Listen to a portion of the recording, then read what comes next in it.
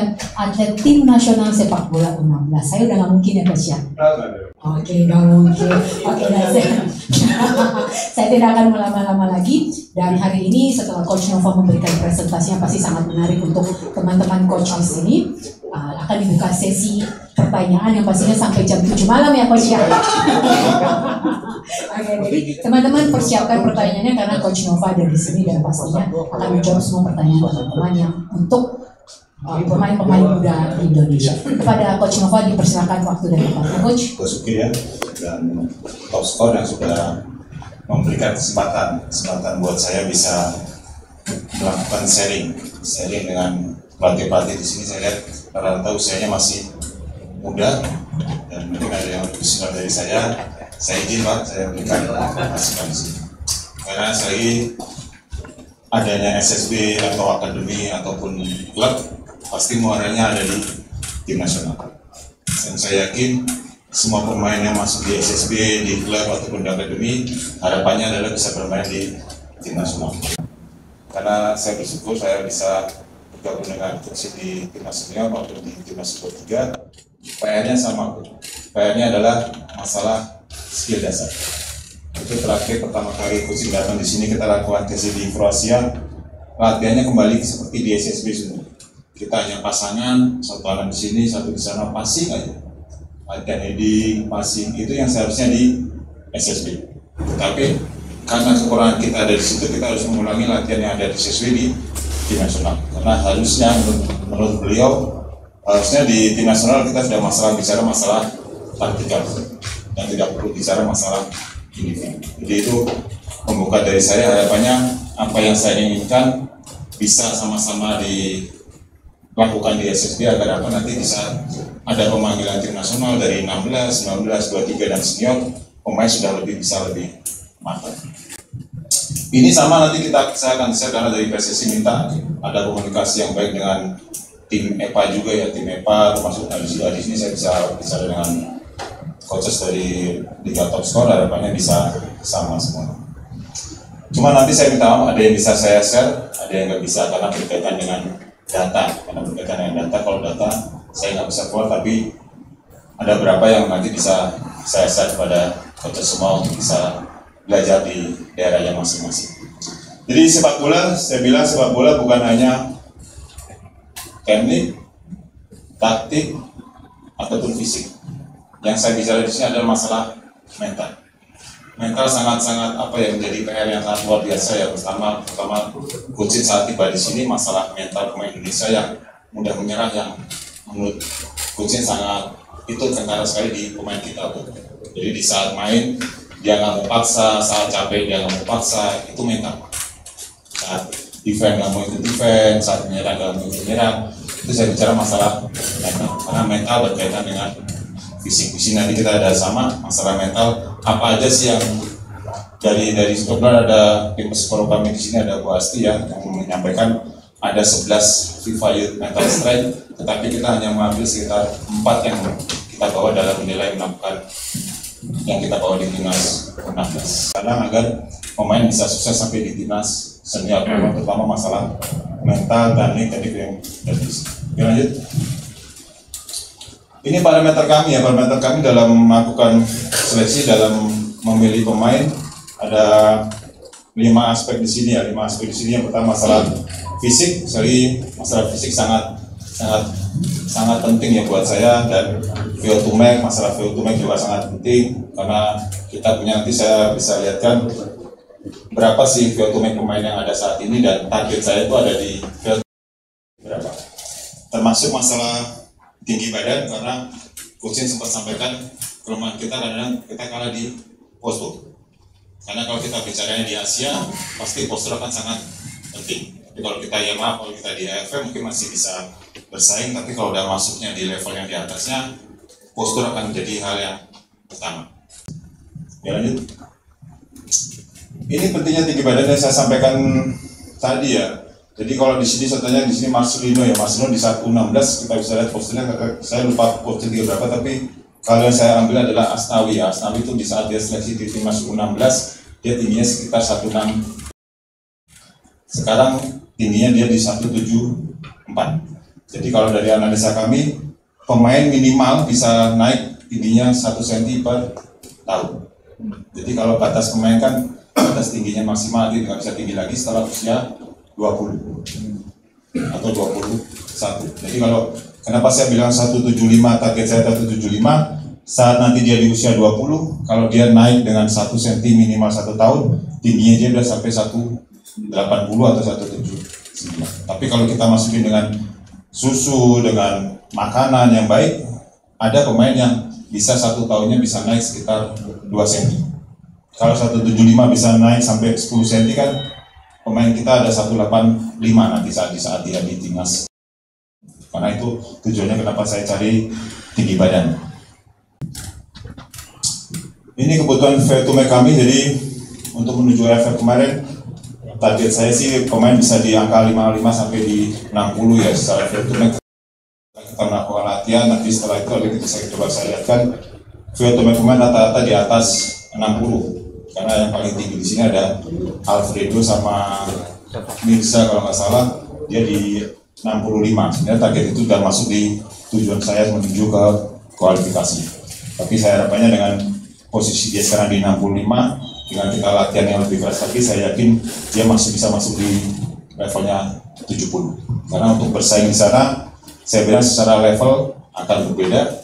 Laos akan berbeda dengan Australia dan Kuwait yang akan kita hadapi nanti di kualifikasi. Jadi secara VO2max pun dia harus lebih tinggi. Karena kalau kita bisa lihat, mungkin coach bisa lihat di gelaran AFF, saya bersyukur secara fisik pemain bisa tampil selama 90 dengan konstan, dengan intensitas yang tinggi, pemain masih tidak ada yang kram dan secara fisik saya pikir cukup baik. Tapi itu pasti akan kurang kalau kita mau masuk di kualifikasi AFC, dan level yang fisik harus kita tingkatin termasuk rencana penelitian yang akan kita buat nanti ke depannya.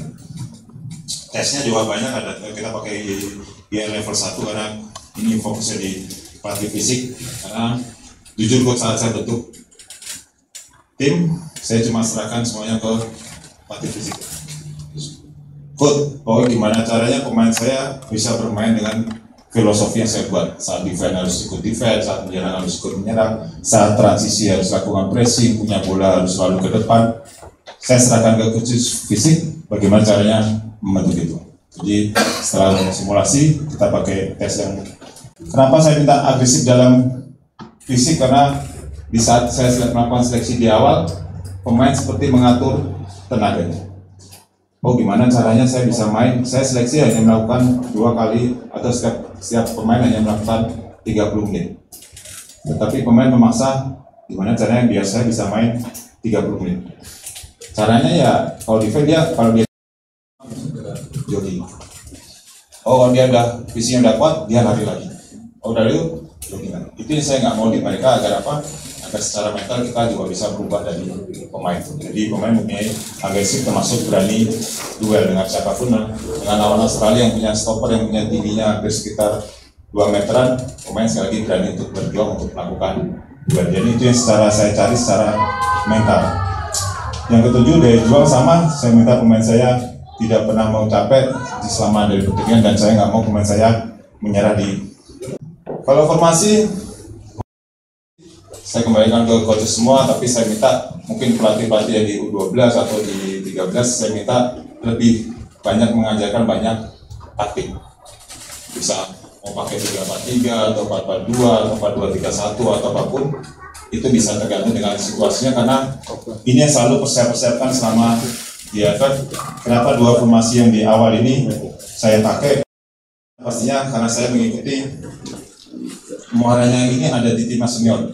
Jadi timnas senior kita memakai formasinya 3-4-3 dan 4-4-2. Jadi itu yang saya bawa. Kenapa saya nggak pakai 4-3-3? Jadi bukan berarti Indonesia nggak bagus, tapi saya mau karena pemain ini tujuannya ke timnas senior, kita harus sama dengan timnas senior. Jadi formasinya 3-4-3 dengan 4-4-2, termasuk kita mencoba semua formasi dengan di AFF. Kalau kenapa 4-2-3-1? Karena saya lihat kita ada pemain satu, Fandi, orangnya kecil, secara visi bagus, jadi kita akan pakai 4-2-3-1. Jadi pemain akan lebih fleksibel. Oh, tiba-tiba di setengah main saya rubah 4-4-2, mereka udah paham. audit setengah main saya rubah 3-4-3, mereka udah paham. Di tengah lapangan kita rubah 4-2-3-1 pun pemain juga udah paham. Jadi saya minta nanti di usia dini lebih banyak memberikan masukan masalah skema apapun, saya yakin pemain akan bisa lebih. Nah, kita menyiapkan kalau kita mau sukses di 2029 dengan Piala Dunia 17 ya, kita menyiapkannya dari usia 2012. Yes. Kalau sekarang 2008, dia akan FIFA World Cup-nya di 2025, 2027-nya dia baru masuk di FIFA World Cup Under 20. Semua muaranya nanti di 2034, kita mulai dari kelahiran 2014 sekarang sampai 2008 sekarang itu adalah pemain tim nasional kita di tahun 2030. Kalau lihat dari sini memang panjang, memang panjang, tapi kita harus memulai dari usia berapa sih? Oh, berarti saya masukkan siapa ada coaches di 2012 ya. Lu Piala Dunia nanti usia berapa? Di tahun 2029. Jadi ada sekitar sekarang 2024, kalau 2029 ada 5 tahun untuk dia bisa melatih apa yang harus dilakukan di SSB, itu yang harus kita bentuk termasuk dari coaches yang dulu sebutkan nama dan berasal dari mana? Assalamualaikum warahmatullahi wabarakatuh. Saya duduknya berdiri. Udah kan? Selamat siang Coach Nova dan staf yang saya hormati, Pak Yuki juga dengan staf yang saya hormati. Terima kasih Coach Nova atas penyampaian materinya. Tentunya ilmu yang sangat bermanfaat ya, terutama buat saya pribadi dan saya rasa dengan coaches semua. Karena memang sejatinya secara tidak langsung kita ini adalah anak buahnya Coach Nova gitu. Karena kita yang juga punya kewajiban mempersiapkan untuk Coach Nova pakai di U16. Jadi saya sangat setuju kalau apa yang kita buat ini sangat penting, utamanya untuk negara kita. Kalau saya jujur aja sebagai pribadi ya, saya mau di posisinya Coach Nova mungkin nanti. Tapi motivasi itu saya simpan sebagaimana saya bisa atau tim saya bisa mempersiapkan anak-anak ini berkontribusi untuk Coach Nova. Itu pun sudah membuat kita apa yang bisa kita kasih kontribusi, kita harapkan itu bisa membantu Coach Nova. Tapi lagi memang banyak di realitas saya Coach izin banyak yang tidak ideal gitu di ini kita gitu. Saya Tino dari Asiana, saya beruntung di Asiana kita punya banyak fasilitas pendukung ya, pemain-pemain yang juga mendukung. Itu pun kita masih kesulitan kan Coach. Apalagi saya melihat coaches di tempat lain yang memang sangat minim fasilitas dan sumber dayanya. Jadi saya rasa di sini juga saya izin menyampaikan bahwasanya saya pribadi dan mewakili coaches dan tim Asiana, mungkin kalau anak-anak mungkin belum, kita tidak bangga menang 7-8-6-0. Kita tidak. Saya sangat melarang anak-anak untuk selebrasi berlebihan kalau kita juara atau Korea. Ada saatnya kita senang berevoria, tapi bukan itu esensinya kan. Bahkan Coach Nova tadi bilang sendiri bahwasanya pemain yang 11 top skor atau 11 pemain tim nasional U16 belum tentu jadi Coach. Itu memang realitanya kita sudah nyatakan ada gitu. Oleh itu ada beberapa pertanyaan dari saya Coach, izin mengenai iklim juga di sepak bola yang kita jalankan sekarang. Pertama, kompetisi, memang banyak pemain yang tidak banyak tim yang tidak bisa berkompetisi secara rutin. Alhamdulillah ada top skor. Tapi saya mempertanyakan kadang kita punya gap Coach. Ada pemain satu dan pemain yang lain. Kalau kita main 2x30, itu kadang kalau saya ganti dia dan saya masukin pemain yang nomor 2-nya gitu Coach, yang saya mau kasih dia menit bermain, apakah menurut saya kadang saya malah ngurangin jatah makan si pemain nomor 1 ini gitu.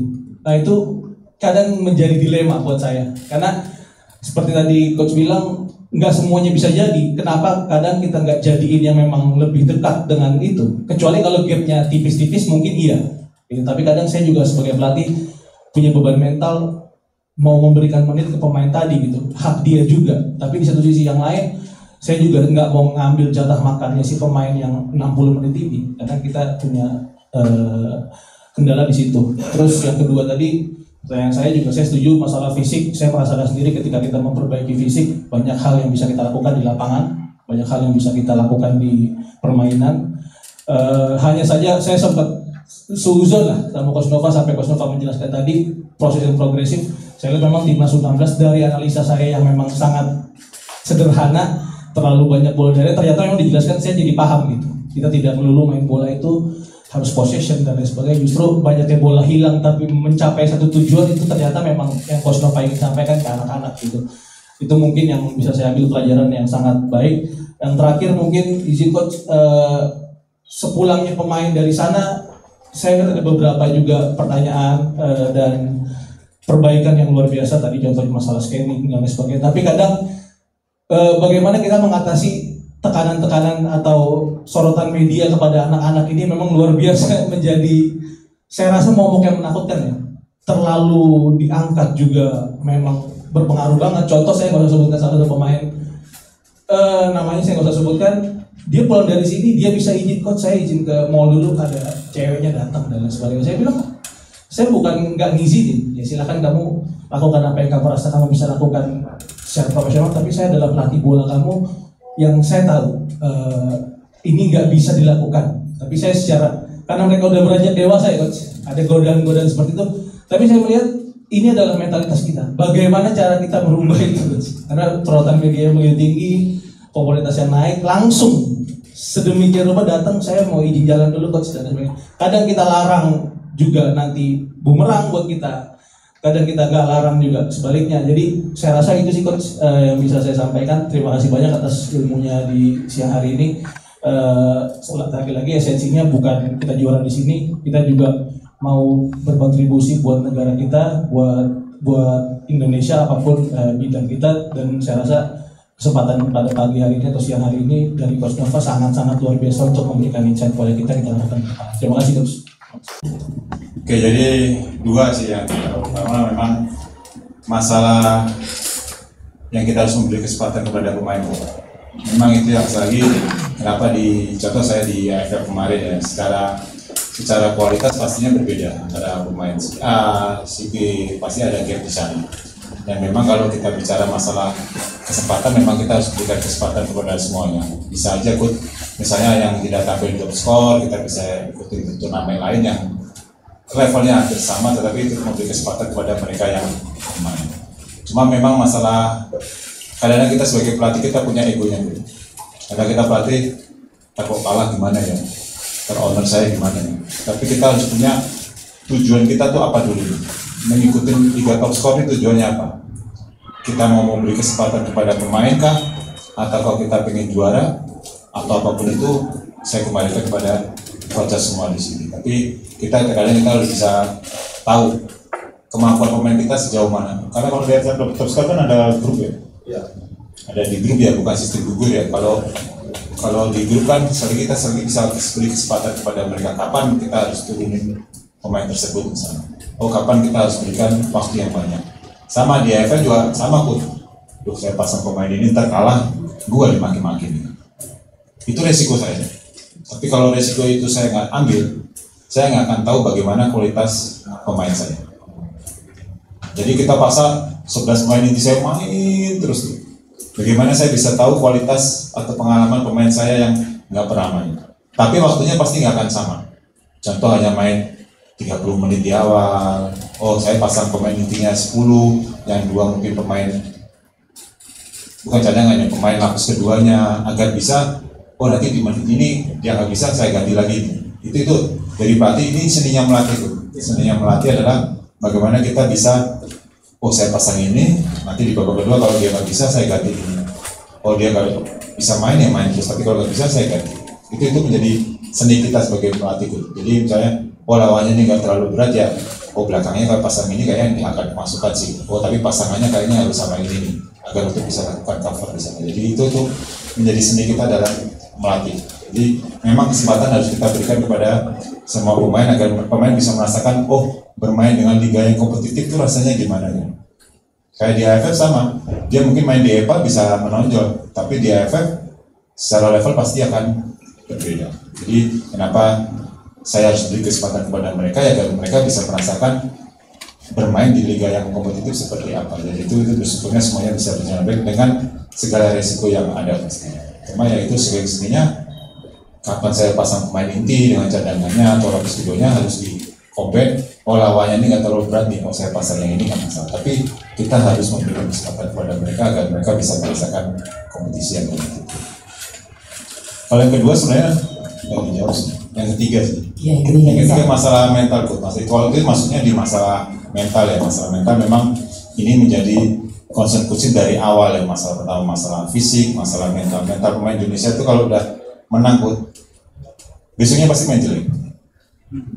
Itu udah dia analisa karakteristiknya setelah lawan Australia main bagus, besoknya pasti main jelek. Karena apa? Karena pemain kita mudah puas diri. Pemain kita sangat mudah berpuas diri.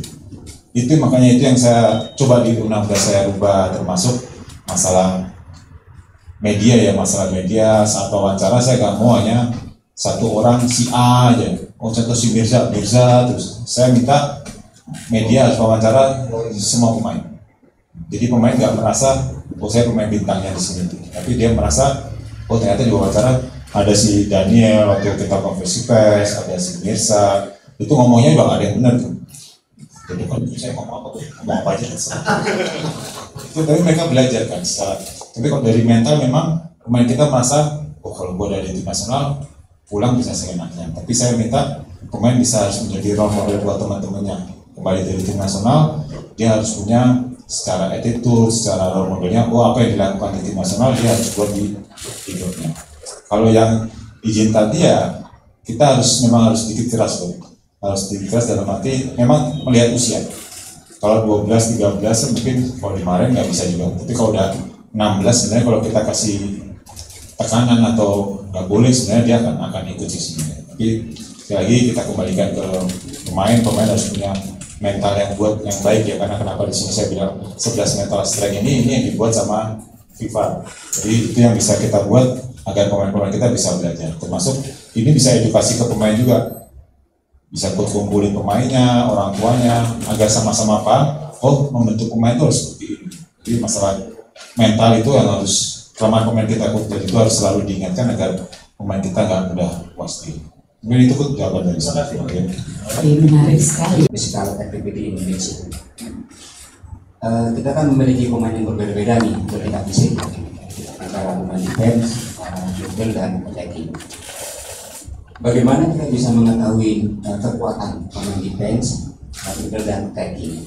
Apakah perlu, contoh misalnya kita buat iduran, apakah untuk pemain defense kita tetapkan atau sama semuanya, misalnya dapat aja 20 kali putaran, kita buat waktu 30 menit, atau ada perbedaan untuk bisa menentukan di mana tingkat apakah dia memang ini benar-benar pemain defense, midfield atau attacking? Itu aja. Terima kasih banyak.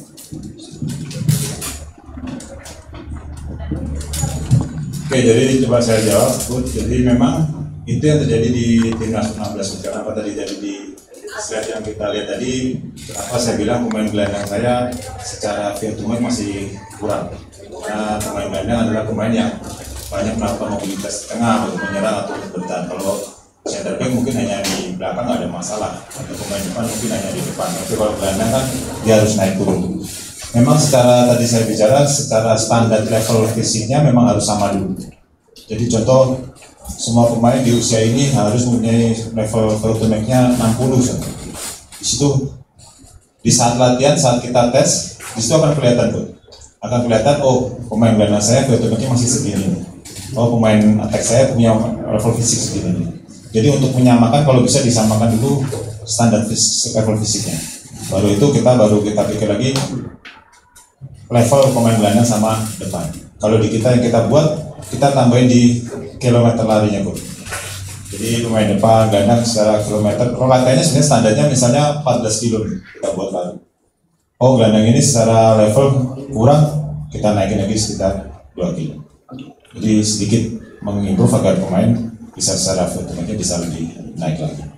Itu yang kita saya buat di timnas 19 bagaimana agar menyamakan secara level fisik pemain. Kalau dari standarnya kan memang kalau pasti setelah tes fisik kan nggak mungkin sama, ada yang 60, ada yang 59, ada yang 58. Nah bagaimana kita membuat latihan agar secara level fisiknya yang 58 itu bisa sampai di 60. Pastinya akan berbeda secara intensitas latihan. Berarti ya kalau kita udah punya standarnya tinggal kita mau naikin lebih gampang ya coach ya. Oke, pertanyaan berikutnya. Kalau belum ada, saya mau bertanya Coach, sejauh mana kecerdasan pemain memengaruhi dia akan jadi pemain besar atau tidak? Oh, pertanyaan bagus. Pastinya ini menjadi apa ya, menjadi isu sih. Sebenarnya nggak ada pemain bodoh ya, nggak ada pemain yang cerdas atau kurang cerdas ya. Tapi memang itu sangat mempengaruhi di level kita di klub ataupun di tim nasional. Karena saya ketemu ada bahas di sini, kita melakukan tes IQ, tes apapun itu agar kita bisa tahu pemain ini kalau hanya dikasih tahu dia tahu. Tapi kalau kita takutkan, nyerang harus dari sini, itu bertahan harus ke sini ngoblek gitu. Jadi kenapa di sini masalah kecerdasan sangat penting, yaitu kayak saya bilang di awalnya usia dini, kenapa banyak terjadi di SSB, udahlah sekolah gampang lah, yang penting main bola dulu. Itu masih sering terjadi di SSB. Tapi saya bilang itu salah karena apa? Karena saya bilang pemain sepak bola harus orang-orang yang pintar. Orang yang cerdas di mana belajarnya? Di sekolah kan. Belajar 1x1 di sekolah. Nggak apa-apa di latihan 1x1, 1, 2, 4. Kita nggak akan begitu. Jadi semuanya didapat di sekolah. Karena itu sangat mempengaruhi contoh lah, kita banyak kali mau sebut orangnya, ada si A yang dikasih tahu banyak-banyak tuh nggak bisa jalan. Ada pemain si B, kayaknya dia bisanya cuma kasih tahu, lu pokoknya dapat bola ke depan, passing, cetak gol, itu aja deh. Tapi kalau dia dikasih tahu, lu nyerang, habis ini lu overlap, lu gerak ke dalam, habis ke dalam nanti hilang bola turun, itu nggak akan bisa. Karena secara level kecerdasan pemainnya kurang. Jadi masalah kecerdasan itu sangat hal utama di sepak bola sih. Jadi kalau memang masalah kalau bisa dites IQ sih akan lebih baik lagi sih, karena pasti akan kelihatan, karena akan dianalisa dari kami di timnas senior, di timnas U23 atau SKIM, ada pemain si A secara IQ-nya di bawah, ya akhirnya kalau kita kasih masukan yang banyak, dia nggak akan bisa jalan. Itu udah pasti. Itu udah jadi kita coba sampai Kusin pun akhirnya tanya, coba dites IQ aja, itu pasti di bawah. Karena nggak berapa paham gitu.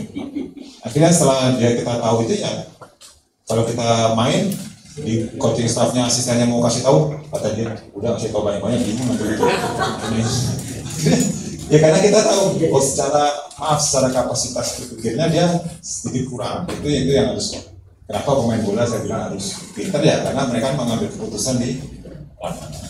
Dan itu saya bilang pemain bola kenapa harus pintar ya, harus sekolah. Karena saya bilang jangan sampai tinggalin sekolah untuk sepak bola. Oke, terima kasih Coach. Jadi mari kita ayo sekolah dan juga bermain sepak bola ya. Dari rekan-rekan Coach, masih ada yang mau bertanya? Oke, silakan. Selamat siang.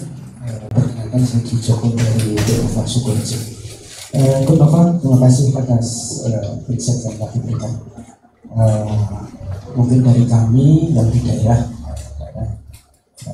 kita berpikir bahwa salah satu pilar dari sebuah pembinaan sepak bola muda adalah kompetisi. Ya. Nah, yang jadi masalah kita ini di kompetisi yang ada di Indonesia ini sekarang apabila ada top skor, kita 3-4 tahun sudah ada top skor di Jawa Tengah. Sebelum itu kan adanya Suratin. Nah, kendala di kita Suratin itu setahun sekali, itu kadang fase sistem kompetisi kan grup, satu grup isi 4, diambil 2, main 3 kali, selesai ya udah, setahun nunggu cuma dapat 3 kali pertandingan.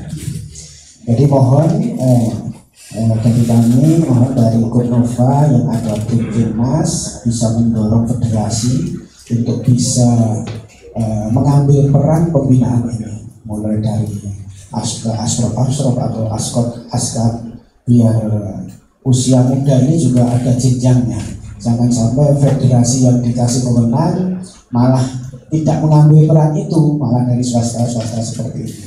Jadi sekali lagi itu permohonan dari kami yang di daerah yang ada di grassroots, biar kita itu tidak mikir mau cari setiap minggu harus cari sparring partner, karena tidak ada wadah untuk itu.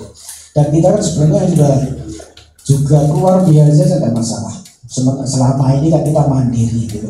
Jadi misalkan federasi itu mau membuatkan wadah, kita siap kok dengan biaya.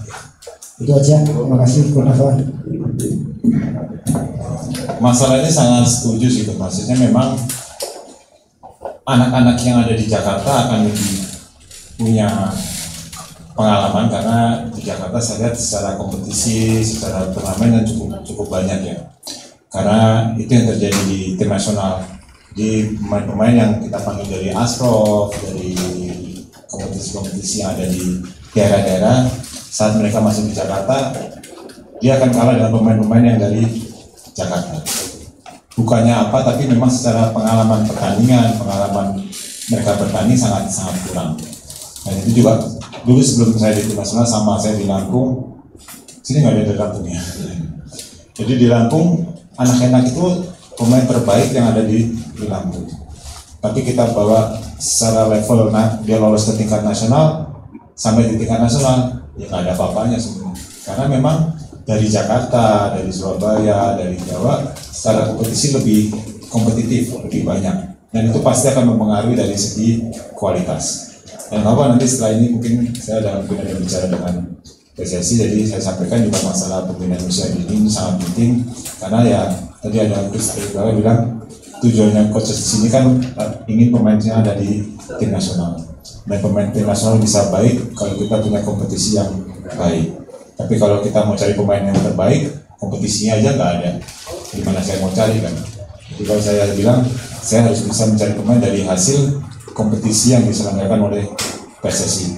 Terlepas ada pihak-pihak swasta yang menyelenggarakan, saya kira cukup baik agar pemain bisa lebih mempunyai jam terbang yang baik. Dan harapannya ke depannya PSSI bisa berkoordinasi dengan Asprof atau Askot agar kompetisi-kompetisi di daerah bisa lebih banyak agar tim nasional bisa mendapatkan bibit-bibit pemain nasional yang lebih banyak dari daerah-daerah. Itu Coach. Terima kasih Coach Nova. Rekan-rekan Coach masih ada? Oke.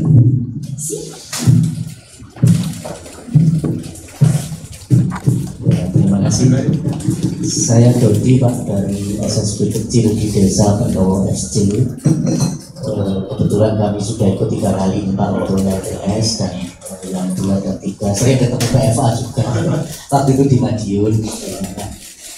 Dulu pernah kita waktu di BS itu bicara juga dengan Pak Indra Safri, bicara mengenai kompetisi. Waktu itu belum ada Suratin yang dikembangkan menjadi berbagai rombongan.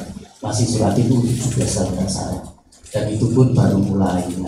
Kemudian waktu itu kita bertanya mengenai apakah ada ini wadah untuk kami yang di SSB kecil ini yang U12, U10 dan sebagainya. Dan alhamdulillah ternyata kemudian berkembang Suratin menjadi ada U12, U13, U14 dan itu menjadi sangat menarik untuk SSB untuk mengembangkan atau memanggil mengembangkan anak-anak untuk bisa mendapat target masuk ke pemilihan di area daerah dan sebagainya. Cuman yang menjadi kendala itu adalah memang ya karena kami grassroots ini tergantung dari orang tua. Kalau orang tua ada biaya ya bisa kita bantu. Kalau tidak ada biaya ya kami sudah tidak bisa apa-apa.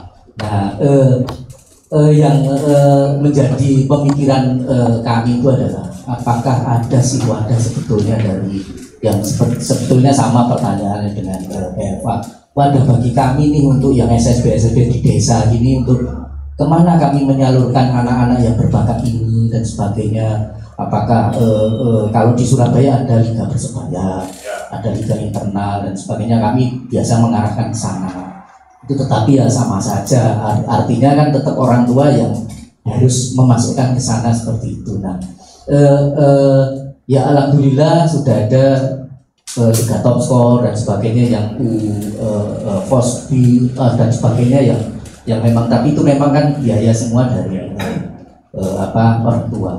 Nah, apakah memang ada misalnya pemikiran dari pemerintah untuk mewadahi hal-hal seperti itu dengan meringankan beban dari orang tua seperti itu? Oke, terima kasih Tuan Sebut. Ya sekali lagi memang masalah ini menjadi dilema itu ya, dilema masalah biaya ya, karena memang Kalau di usia dini atau di grassroots memang sekali lagi masih menjadi tanggung jawab dari orang tua siswa. Memang situasinya saya minta maaf pemain sepak bola kan rata-rata bukan dari orang yang punya, rata-rata dari orang yang kurang mampu, dan memang itu harus menjadi pemikiran bagi kita juga bagaimana bisa semua SSW di daerah bisa merasakan yang sama dengan SSW yang mungkin ada di Jakarta. Mungkin kalau Asiana itu nggak ada masalah kan, tapi kalau memang di daerah memang menjadi situasi yang berbeda, dan harapannya itu menjadi pemikiran bagi PSSI. Tetapi dari Asprop sih Pak, dari Aspropnya juga memang harus ikut campur, karena saya dengar sih PSSI sudah selalu minta agar Asprop untuk selalu banyak melakukan kompetisi di daerah-daerah. Jadi kenapa itu? Ya ada kan, makanya itu harusnya dari Asprop, dan Aspropnya harus menyediakan itu, karena sekali lagi memang kalau usia dini ya bicaranya pasti dengan orang tua sebelum mereka masuk di dunia profesional.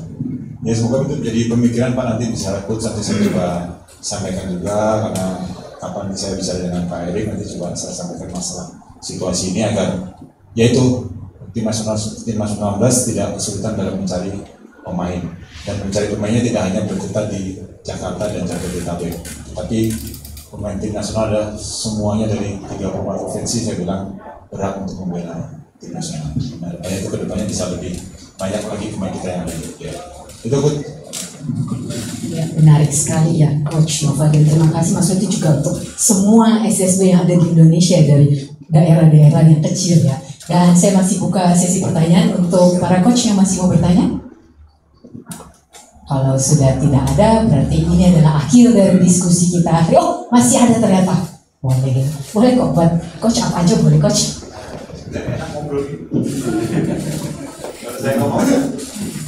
Terima kasih kesempatannya. Selamat siang, Coach Nova. Saya mau nanya,